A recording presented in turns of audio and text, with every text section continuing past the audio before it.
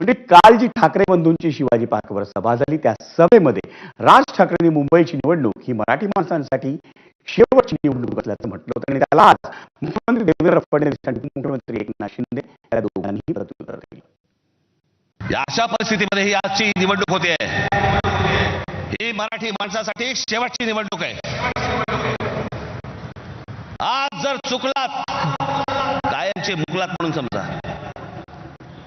आज जर तुमच्या हातात ही शहरं गेली, त्यांच्या हातामध्ये गेली, उद्या राजानं मारलं आणि पावसानं झोडलं, तक्रार कोणाकडे करायची?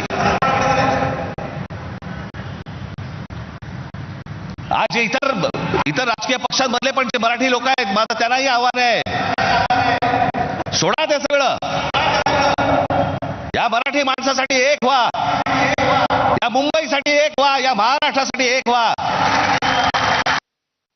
अरे मराठी माणसाच्या अस्तित्वाची लढाई नाहीये, तुमचं अस्तित्व पणाला लागलेलं आहे.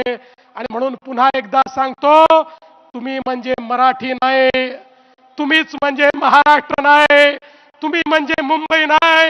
मुंबई म्हणजे ही बसलेली जनता आहे, मराठी म्हणजे ही बसलेली जनता आहे, महाराष्ट्र म्हणजे छत्रपती शिवरायांनी तयार केलेला हा महाराष्ट्र, ज्याला महाराष्ट्र धर्म समजतो तो महाराष्ट्र आहे. त्याच्याकडे कोणी वाकडी नजर करून या ठिकाणी पाहू शकत नाही.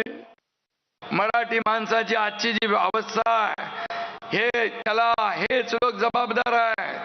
मगाशी रामदास भाईंनी, अमित साटमेंनी आपल्या भाषणात ते सांगितलं आहे. तुम्हीच म्हणताय ना मराठी माणसाचं अस्तित्व धोक्यात आलंय. तुमच्याच काळात मराठी माणूस मुंबई बाहेर फेकला गेला.